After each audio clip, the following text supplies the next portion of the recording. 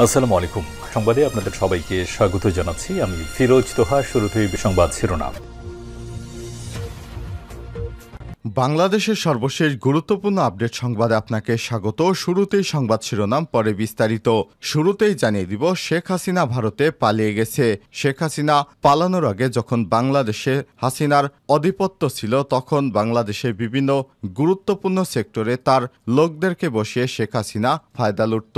আর সকালের মধ্যে শেখ হাসিনার বিচারপতিগণকে পদত্যাগ করতে হবে বললেন সমন্বয়ক আসিফ মাহমুদ। সকালের মধ্যে প্রধান বিচারপতি সহ সব বিচারপতিকে পদত্যাগের দাবি জানিয়েছে বৈষম্যবিরোধী ছাত্র আন্দোলনের অন্যতম সমন্বয়ক আসিফ মাহমুদ। বুধবার ৭ আগস্ট মধ্যরাতে সামাজিক মাধ্যম নিজের ফেসবুক পোস্টে সব কথা লিখেন তিনি। পোস্টে আসিফ মাহমুদ লিখেছেন, বিচার বিভাগের ফ্যাসিবাদ বিলোপ করতে হবে। আমরা উদ্বেগের সঙ্গে লক্ষ্য করছি, বিচার বিভাগে এখনও ফ্যাসিবাদ ব্যবস্থার শরিক বিচারপতিরা বিচরণ করছেন। আমরা শুনতে পেলাম, অভ্যুত্থানের আগে আমাদের যেভাবে আদালতের নামে টালবাহানা করা হতো, ঠিক একই কায়দায় অভ্যুত্থান পরবর্তী ছাত্র জনতা সরকার ব্যাহত করার চেষ্টা করছে। এরপর জানিয়ে দিব, অন্তর্বর্তীকালীন সরকারে কতজন থাকতে পারে জানালেন সেনাপ্রধান। জানিয়ে দিব, ডিবি কার্যালয়ে সেনাবাহিনীর অভিযান, টাকা উদ্ধার। ঢাকা মহানগর গোয়েন্দা পুলিশ ডিবির কার্যালয়ে অভিযান চালিয়েছে সেনাবাহিনী। কাউন্টার টেররিজমের কয়েকটি কক্ষে গুম সেল রয়েছে এমন অভিযোগ ওঠার পর এই অভিযান চালানো হয়। বুধবার বিকেলে সেনাবাহিনীর সদস্যরা সেখানে প্রবেশ করেন। এসব ভুক্তভোগী পরিবারের সদস্যরা সেখানে উপস্থিত ছিলেন। সেই কক্ষগুলো থেকে এখন পর্যন্ত কাউকে পাওয়া গেছে কিনা এখনও নিশ্চিত হওয়া যায়নি।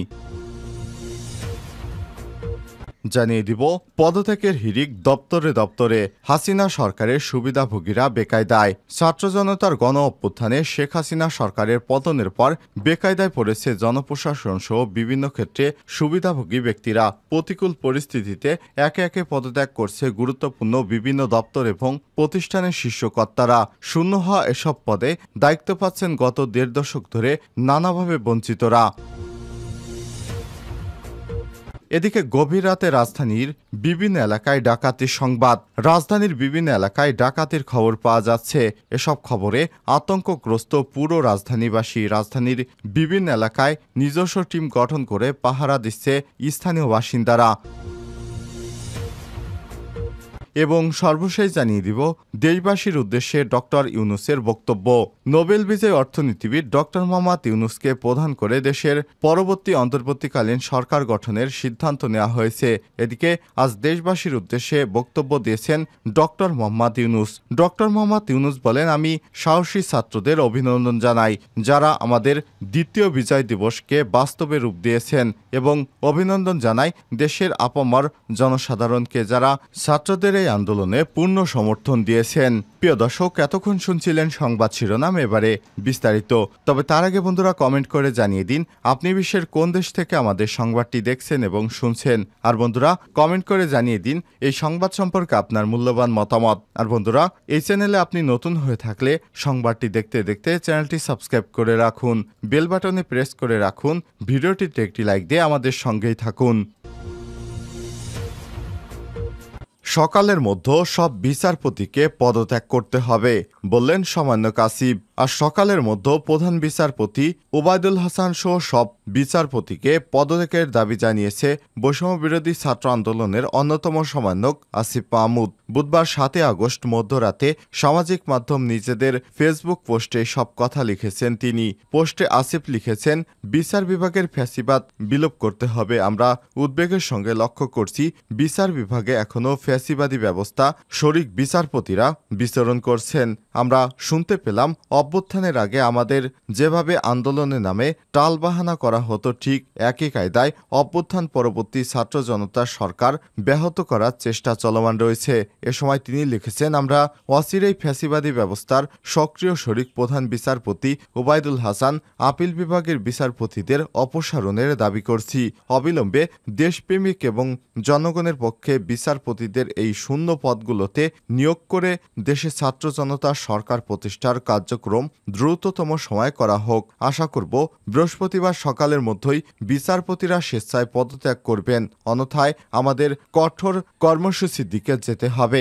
এছাড়াও অন্তর্বর্তীকালীন সরকারের প্রতি বিচার বিভাগকে স্বাধীন এবং কার্যকরভাবে কাজ করার জন্য প্রয়োজনীয় পলিসি বাস্তবায়ন করার আহ্বান থাকবে। এছাড়াও দেশের সকল পর্যায়ে ফ্যাসিবাদীদের সুবিধাভোগী সহযোগিতা স্বেচ্ছায় পদত্যাগের আহ্বান করা হয় পোস্টে। অন্তর্বর্তীকালীন সরকার কতজন থাকতে পারে জানালেন সেনাপ্রধান। সেনাপ্রধান জেনারেল ওয়াকারুজ্জামান বলেছেন, অন্তর্বর্তীকালীন সরকারের সদস্য সংখ্যা 15 জনের মতো হতে পারে, 2-1 জন বেশিও হতে পারে। বুধবার 7 আগস্ট বিকেলে সেনা দপ্তরে দেশের সার্বিক পরিস্থিতি নিয়ে এক সংবাদ সম্মেলনে সেনাপ্রধান জেনারেল ওয়াকারুজ্জামান এসব কথা বলেন। ওয়াকারুজ্জামান সংবাদ সম্মেলনে জানান, ডক্টর মোহাম্মদ ইউনূস বৃহস্পতিবার 8 আগস্ট দুপুরে ঢাকায় ফিরছেন। আমরা ওনাকে রিসিভ করব। জেনারেল ওয়াকারুজ্জামান আরও বলেন, আগামীকাল বৃহস্পতিবার রাত 8টার দিকে অন্তর্বর্তীকালীন সরকারের শপথ অনুষ্ঠিত হবে।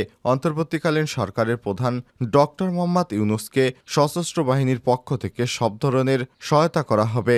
জেনারেল আরও বলেন, রাজনৈতিক নেতারা এবং শিক্ষার্থীদের সমন্বয়কদের সঙ্গে অনেক আলোচনা করে আমরা কেয়ারটেকার সরকারের প্রধান হিসেবে ডক্টর ইউনূসকে নির্বাচিত করেছি।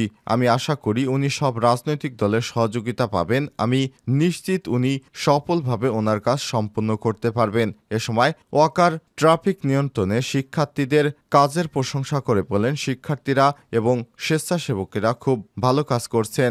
রাস্তায় ট্রাফিক পুলিশ ছিল না, তারা ট্রাফিক নিয়ন্ত্রণ করছে, রাস্তা পরিষ্কার করছে, যেসব স্থাপনায় ধ্বংসযজ্ঞ চালানো হয়েছে সেগুলো পরিষ্কার করছে।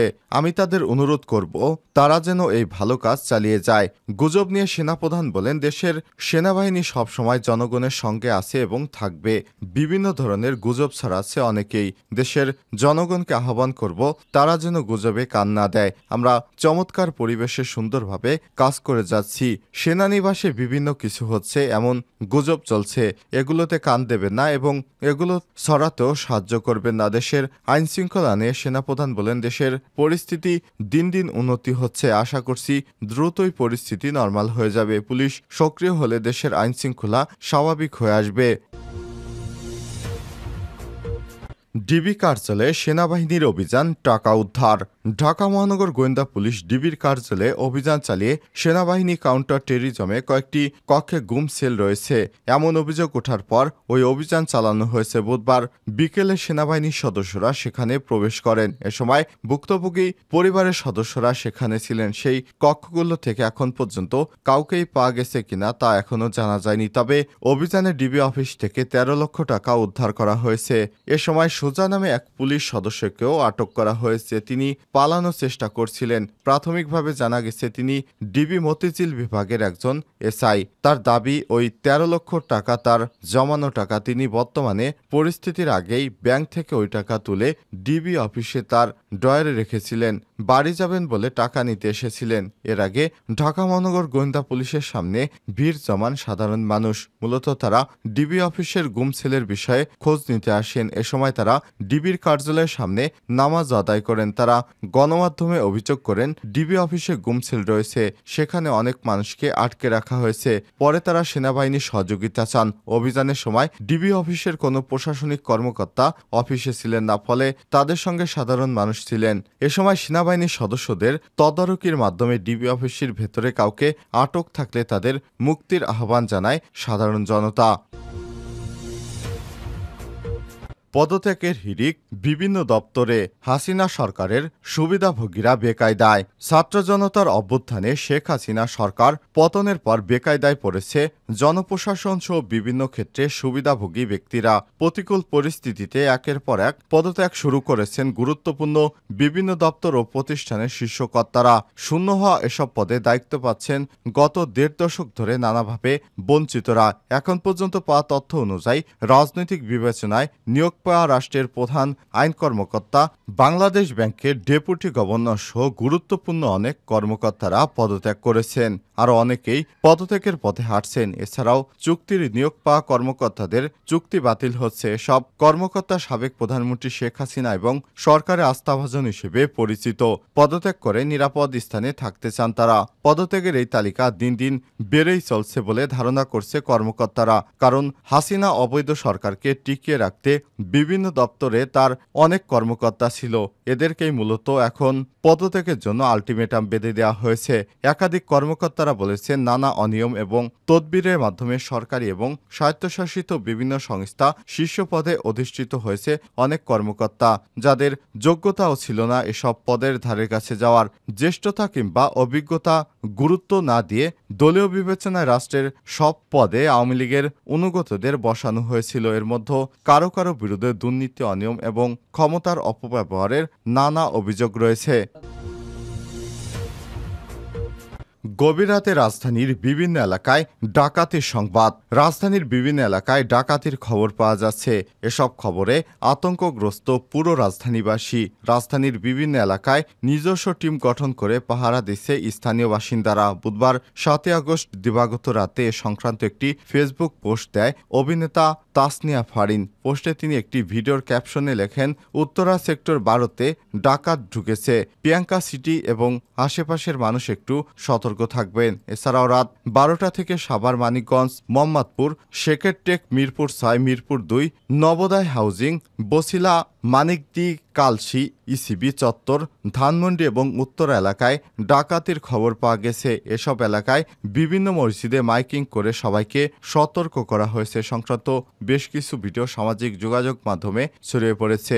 ভিডিওতে দাবি করা হয়েছে এসব এলাকায় ডাকাতি হচ্ছে। আমরা সাভারবাসী নামক ফেসবুক গ্রুপে দেখা যায় সেনাদের হাতে আটক একজনকে গাড়ি করে তুলে নিয়ে যাওয়া হচ্ছে ইসিবি চত্বরে 2 জনকে এবং মোহাম্মদপুরে বছিলায় কয়েকজনকে গণপিটুনি দিয়ে বেঁধে রেখেছে এলাকাবাসী। তবে ডাকাতি এসব খবর সত্য নাকি গুজব এ বিষয়ে নিশ্চিত হওয়া যায়নি। এদিকে আইএসপিআর এর থেকে জানানো হয়েছে, বর্তমানে পরিস্থিতিতে জনসাধারণের জানমাল এবং সরকারি গুরুত্বপূর্ণ স্থাপনাগুলোর সার্বিক নিরাপত্তা প্রদানে বাংলাদেশ সেনাবাহিনীর সদস্যরা মোতায়েন রয়েছে।